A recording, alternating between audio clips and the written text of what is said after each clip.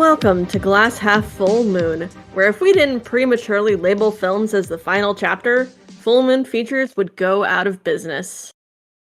It's a fun one tonight, guys. My name is Casey, y'all know me.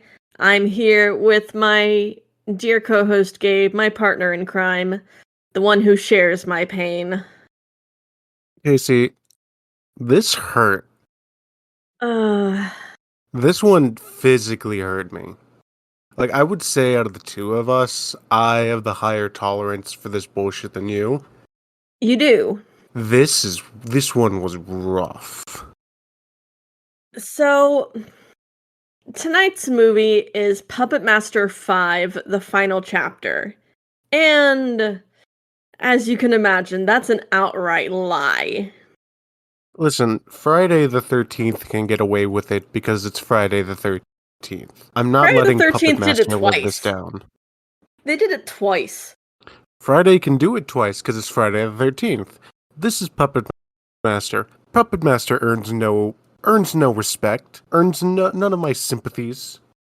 Puppet Master can go fuck itself. So, a little tidbit of info about Puppet Master 5. Now, this was intended to be the final installment in the franchise, but the series would be revived in '98 with a standalone sequel, thus leading us to the super low-budget schlocky franchise we have today. This was also intended to be the second half of a longer film entitled Puppet Master the Movie, with Charles Band directing, but for whatever reason it was broken up into installments 4 and 5, with directing duties going to Jeff Burr.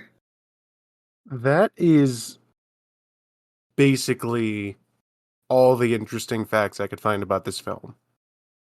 I will say, though, we have taken a bit of a break from Puppet Master, and I did miss our little puppet friends a bit. They've grown on me. They've grown like a fungus. In as much as I Is it the didn't fungus want... from Bad Channels? No. They've grown on me in a way that I didn't want my life to have such a connection to these puppets, but it now does. And you know what? I think I'm fine with that. I was gonna say, because that's self-inflicted. You're the one who suggested we do this podcast. I'm aware. And I will definitely say, with 5 movies under our belt, I've grown kind of fond of the Puppet Master theme music. It's jaunty and delightful, even if it's oftentimes used in a very boring fashion. Yeah. I will say that the Puppet Master theme is... It's something that does feel very suitable for the material. Mm-hmm. You listen to that theme and you know exactly what you're getting into. Yeah. Doesn't mean it's good, or the things you're getting into is good, but you know what to expect. I guess that leads us into our first provocation of the evening. Gabe, was this a good movie? Hell no. This is, in my opinion, the worst Puppet Master film we've watched thus far. I will agree to that. Like, 3, honestly, is probably the best that we've watched. 3 is the best, followed by 2, 1, and then 4. And then this is at a steep decline. Yeah. I genuinely think 4 would have been better if they had just made these 2 movies. Or just made these 2 movies into one movie. Like was originally planned. Yeah, just to have a more concise... Because there are moments in this that are moderately entertaining. It feels very padded for time. And that's kind of a consequence. I have my notes here. This is the least I've had to write for notes for a while. Because just keeps... Just things happen. Just images of people doing things is what this movie is. Yeah. I mean, there's definitely... This movie is incredibly padded for time.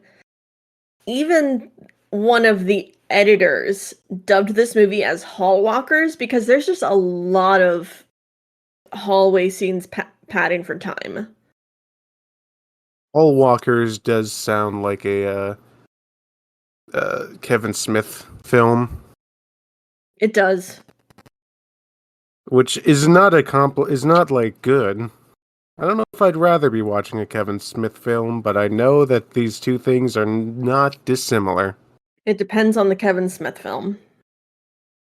But that being said, I suppose we should stop padding for time and get into it, as our movie opens with the familiar Puppet Master theme with 2.5 minutes of our standard white text on black background. As Yeah, is common with full moon movies, because they just can't figure out how to do like a proper cold open or we've had just we've had a few thus far that have had kind of fun like intros. Like I remember Oblivion didn't just had like actual footage and stuff happening. And like I know that's a very low bar to pass, but they passed it. Yeah, that's true. Then again, we are in the era of movies where it's pretty common to have your opening credits and your ending credits as well, whereas these days it's just ending credits. Yeah, yeah. Either way, our film opens up with our boy wonder Rick Myers in police custody, being questioned for the death of his coworkers. They're pretty convinced that Rick is responsible, but there's no evidence as such. There's literally no evidence. At least not So until the officer dumps Blade out onto the desk and then says, "You under arrest, son." that's not evidence. The police's logic is we have footage of a woman here. She is being attacked by something that is clearly very small. This man happens to have a puppet with machinery inside of it. Therefore, he used this puppet to kill her. I mean, that sounds like pretty commonplace police procedure even nowadays. It we can use that excuse, but it's still lazy writing. Oh, it's 100% lazy. But it's also lazy police work. I I just would like there to be, even if it was just like, oh, Blade's got blood on him or something, right? Like then you could be like, well, why is there blood on this puppet? Why did you bloody up this puppet? But no, There's they don't also even do there's that. also the fact of the matter that Rick wasn't even in the same place as his coworkers when they died, and they're Right. still pinning it on him just for the sake of that Blade was in his possession. Yeah, it's real rough. And even rougher is our recap time, which honestly I kind of needed. I'd forgotten a lot of what happened in 4. It is sure. It doesn't make it any less lazy and bad. Yeah, I mean, it's about 4.5 minutes of recycled footage. It raises the question of why not just make these two movies into one movie? Oh, that's right, money. But Yeah, after that, we get Blade breaking out of the evidence locker, right? um, so Rick has posted bail. Blade Right. has been put into evidence, and we are introduced to Dr. Jennings, who is the director of operations of the company that Rick works for.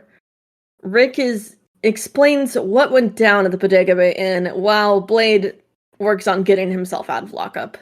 So I maybe it's just because I've been replaying Fallout 3 recently, and this actor plays a role in that. But is it just me, or does Professor Jennings sound like Liam Neeson? I can't really say because one, the first time I watched this was like a week and a half ago, and two, the rewatch I did today was at double speed. Fair enough. That's entirely valid. I thought he sounded like Liam Neeson. Also, even with a rewatch, I've forgotten a lot of what happened in this movie. Because nothing happens in this movie. I rewatched this like an hour ago, I reached what and I finished my rewatch like 30 minutes ago. And I'm still just like, what happened? I don't remember. This Either is way, truly the senility of films. is the movie senile or are we? Yes. We've got movie Alzheimer's. Puppet Alzheimer's. Puppet Alzheimer's. Yes. Either Anyway. way, Yeah, moving on. Rick gets picked up at the police station by his girlfriend, and they get smoochy while Blade sneaks into his pack. And we, of course, get to a sex scene. Or at least we would if Rick didn't just straight up fall asleep in the middle of it, which I actually found pretty funny. Yeah, I think that if I thought that Charles Band was smart enough, I would have assumed this to be a play on the tropes of his movies. But he's not smart enough, so you know. But that And they do the smooshing, and god damn, that costume is rough. As we cut back to the Dark Pharaoh Sutek, and who approved that costume? with his creepy puppet self, with his weird ass form and his giant bumpy nip nops. He's got nipples, but they're like in the center of his chest, like they're flanking his heart, where his heart would be. It's real weird. And his nipples are innies and not outies. Uh, I'm also fairly certain that the Sutek scenes are also padding for time. Just because we cut back to him doing the same shit over and over and over. yeah, I would agree with you there. It's real. We had to have this happen. Feeling right, like Yeah, because it turns out he's got another totem up his sleeve, and this time he's got one last trick he wants to use. I thought you were gonna say he had a But, totem up his ass. I mean, is No, we're not gonna talk about it anymore. We're done. We're done.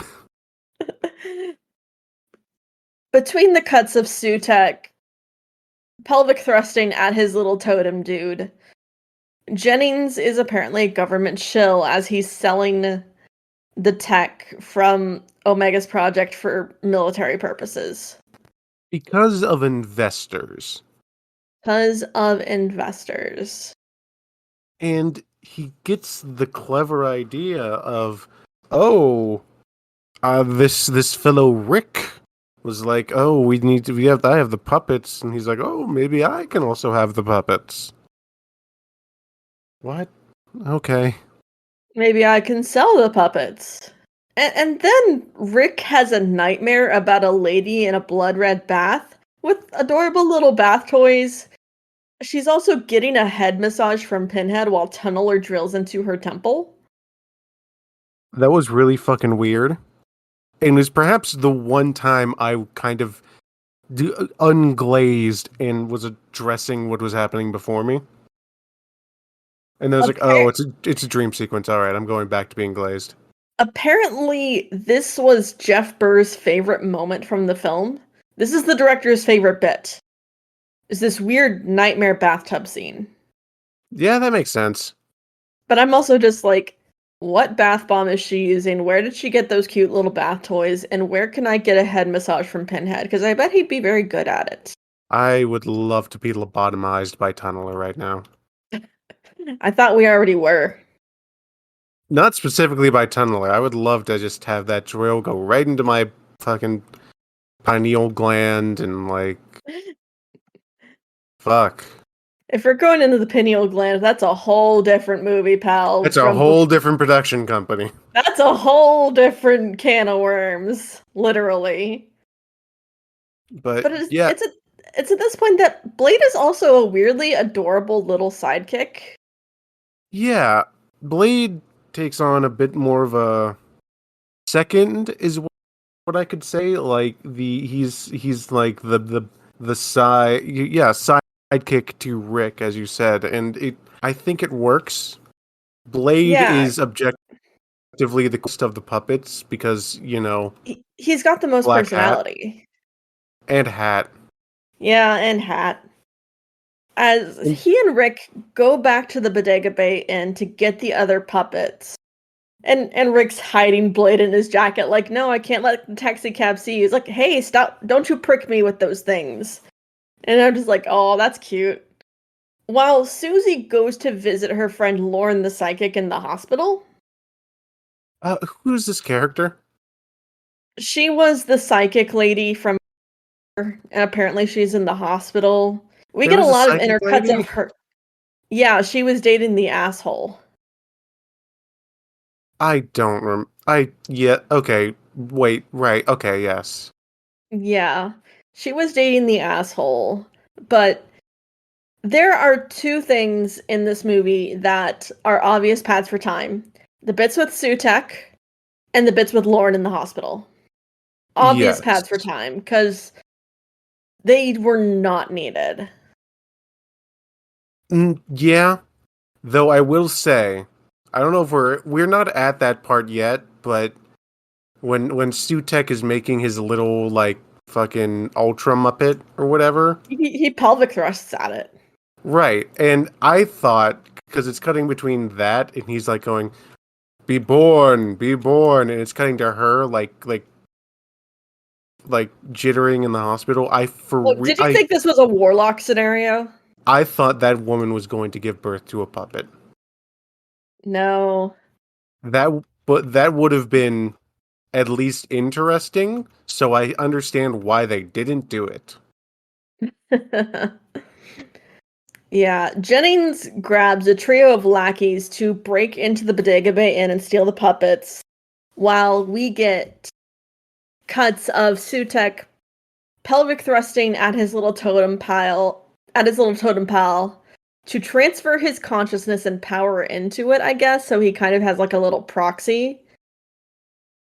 I think that's probably the best way to describe this movie is he does that, I guess. I guess. A lot of this movie is just, okay, this happens, I guess. Yeah, and okay, so we got this new puppet. I say new, but it's very clearly just one of the other old ones re like spiced up Reskinned. a bit. Yeah. What do you think of the new puppet? I mean, it's cool looking. I thought the totems from the last one were cool looking. But Here's I the thing. mean, I agree with you there, but because this is just so clearly the totem but with a cape, I hate it you because know what I it's so also hate? lazy. What? You know what? Jennings, because he's an asshole. He shined his flashlight directly into his lackey's eyes. Like, that's an asshole move, you. It, yeah. So these lackeys, I call them the Three Stooges because that's what they exist for. Yeah. Yeah, They you've got a exist white guy, you've got a Mexican guy, and you got a black guy. just like the Three Stooges. Just like the Three Stooges. But But no, I wouldn't call them Three Stooges because that's an insult to the Three Stooges. wow. I didn't realize you were that old. I like the Three Stooges, okay? Mm-hmm. That's an insult to Larry, Moe, and Curly. And by Sure. association, Shemp. Sorry, Shemp. After I show my age, Rick has gone back to Bodega Bay to find his little puppet pals, and his computer talks to him in a bunch of German while also saying, help me? Uh, I guess that's supposed to be psychic powers? Yeah, it's spoiler alert, it's later found that Lauren in her hospital room is communicating to Rick through his computer at the inn. And I'm just like, wow, that German text that makes no. Is it Meanwhile, is it because the puppets were created in Germany? maybe. I That's mean, literally the only reason I could think of. yeah. Meanwhile, Jennings' lackeys find the glowy pyramid that's the totems in the fourth movie. And of course, our first death is the black guy. Now, I will say, this is one of my favorite tropes in these movies thus far, which is the grown man whom is just holding a puppet close to himself, pretending that it is fighting him.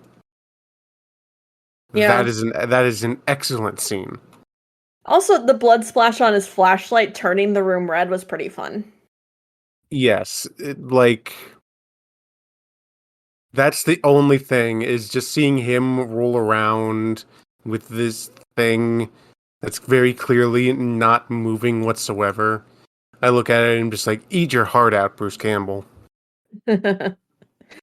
Except don't, because Bruce Campbell's just so much better than this. Lackey number one gets killed, and then another one just gets straight up bitch slapped by Pinhead. Rightfully so, though, because, I mean, he called Pinhead ugly. Pinhead's a good boy. Pinhead's the best boy. He's a good boy. Pinhead makes me happy. He's a good boy. He's probably my favorite of the puppets, because I'm just like, he gives me very much, like, Lenny from Of Mice and Men. Or Patrick. Yeah, very much. Oh, Patrick, stop. Who are you calling Pinhead?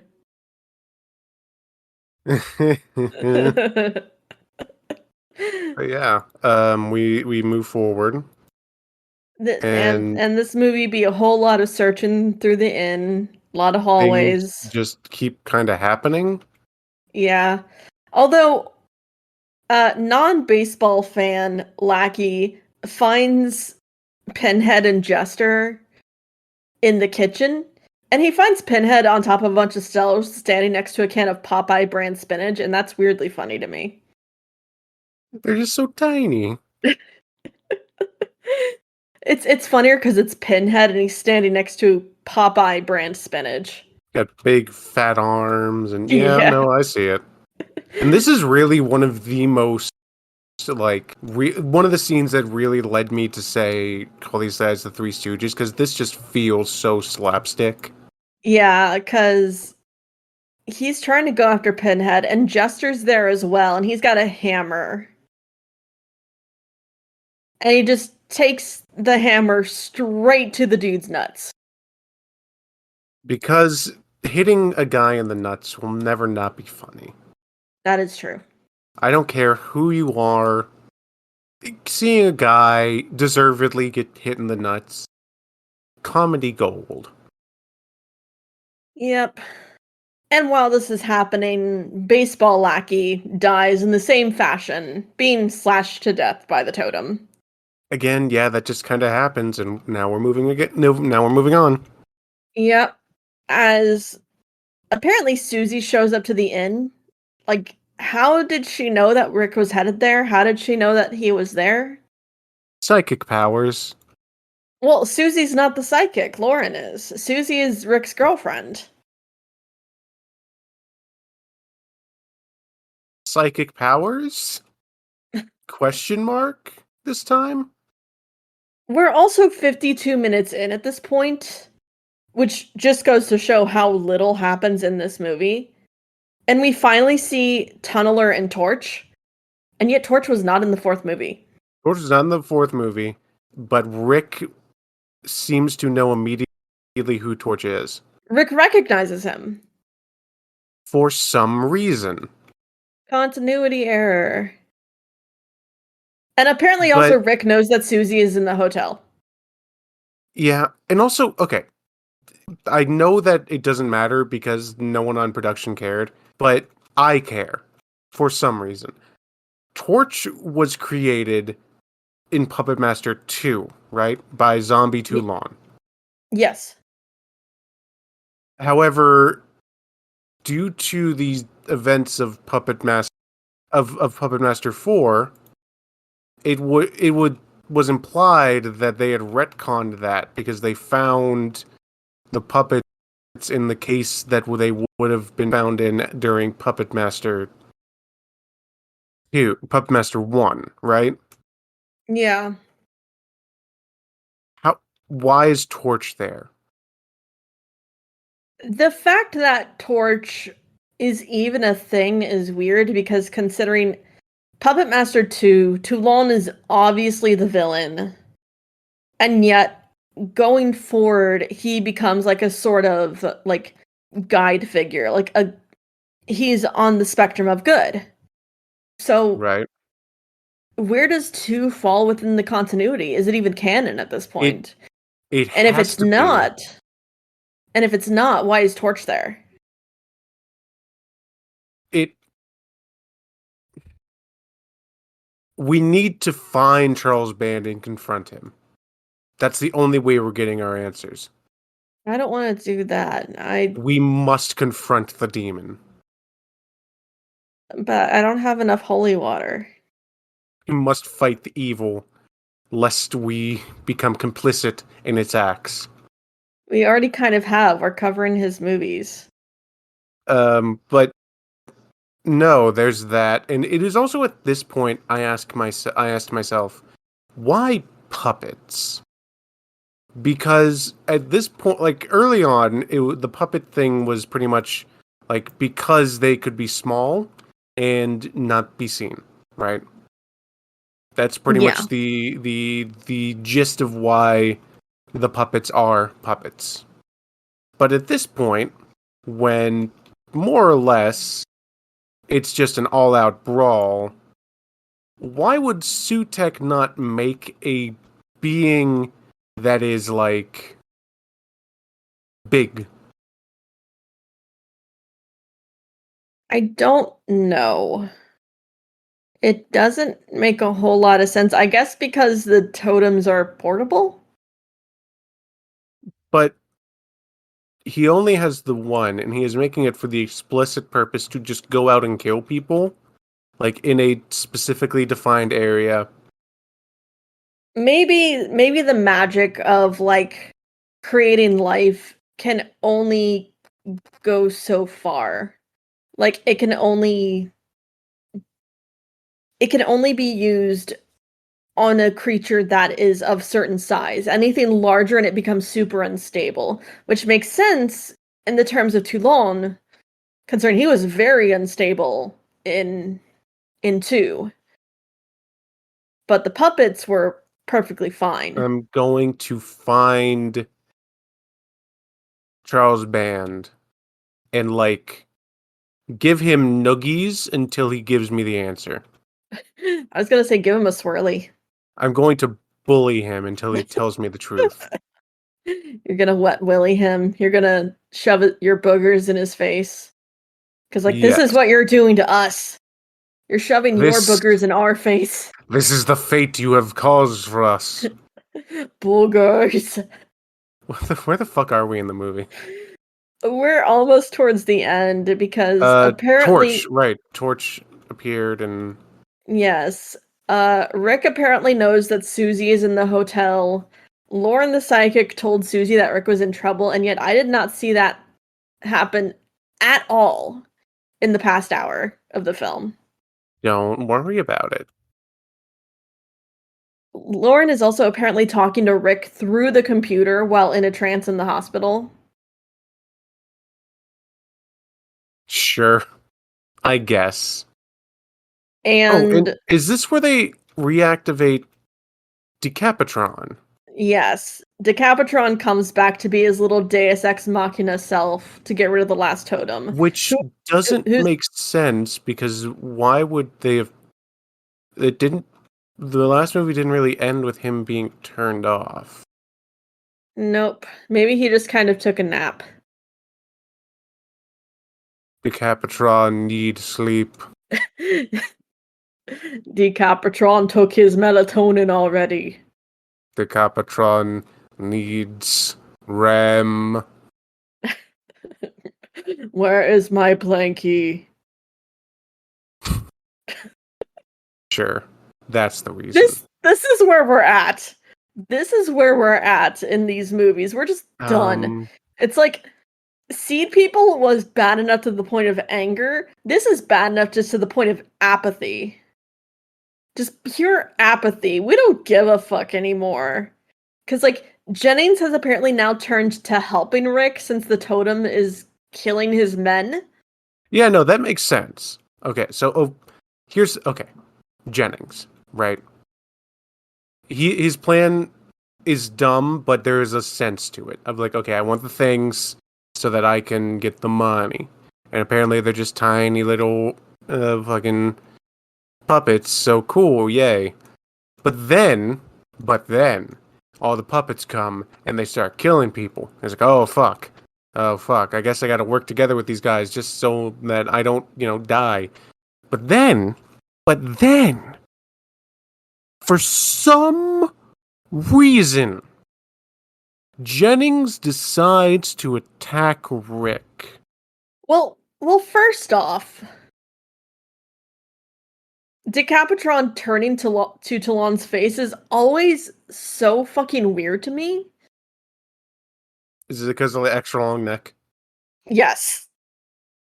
But also, Decapitron's just like, yo, you head out of here, the puppets and I will fight off the Sutek's totem thing.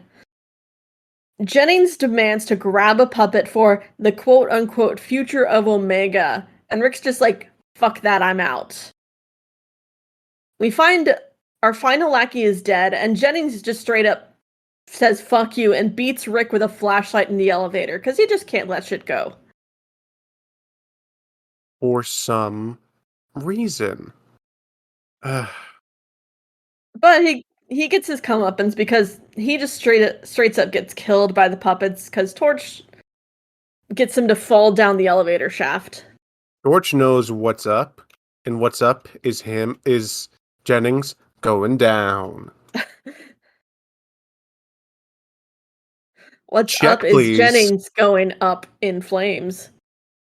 Oh, oh, I cannot wait for the sweet embrace of death.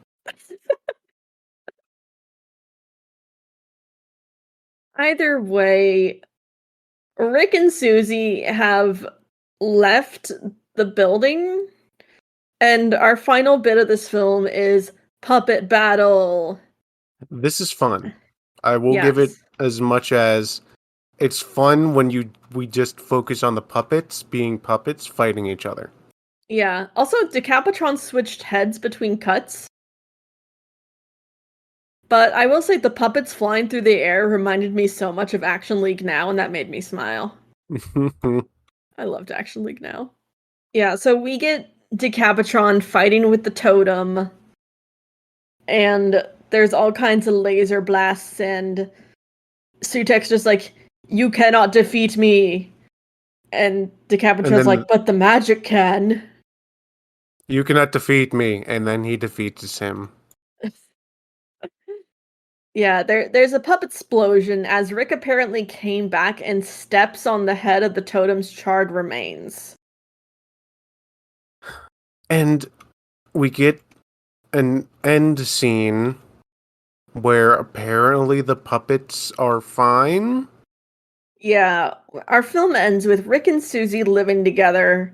Rick officially is the new puppet master, and all the puppets are living with him now, or at least Blade and Pinhead are, and Decapitron, because he's apparently working on him. And that's how our film ends. That is the film. I will call this the end of Puppet Master's first act, as this was the intentional end of the franchise, and we are going to get a break from it for a few years, or at least in our case, maybe a few months. And you do grow fond of these puppets after having spent so much time with them. They have their quirks, they have their own little personalities. If anything, the human characters are what's more boring than anything. Yeah, and I think that the movie is aware of that, and the movie is like actively pushing the puppets to be the center of attention. But it's a lot like with how I'm trying to think. I know that this is like a film franchise that shifted from the like how okay, like how they kind of turned Freddy Krueger into a cartoon character, right?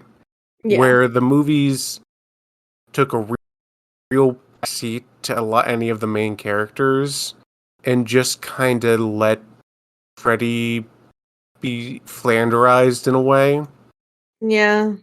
Where in a lot of these horror franchises, you need to have a solid human component, a solid grounded component when you have these kind of mascot characters.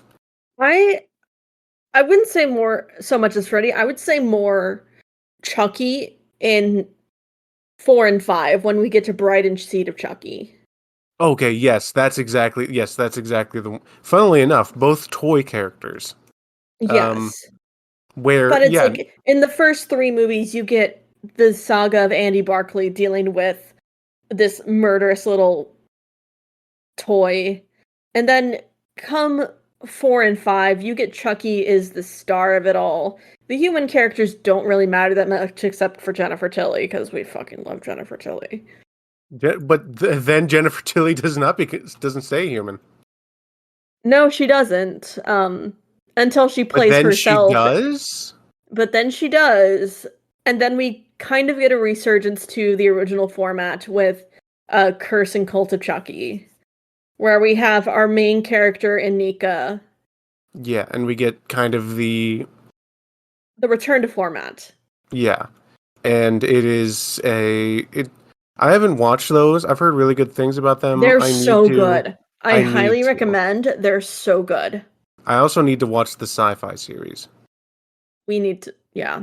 We talked about watching that together Can we and then watch that discussing. instead of this? I think it's too late. Oh, okay, I can't Either just get rid of the memories of Puppet Master and watch Chucky instead. no, sadly enough, No. we've already made the whole podcast episode. Okay. No. Right, well, I guess would you recommend this movie to anyone?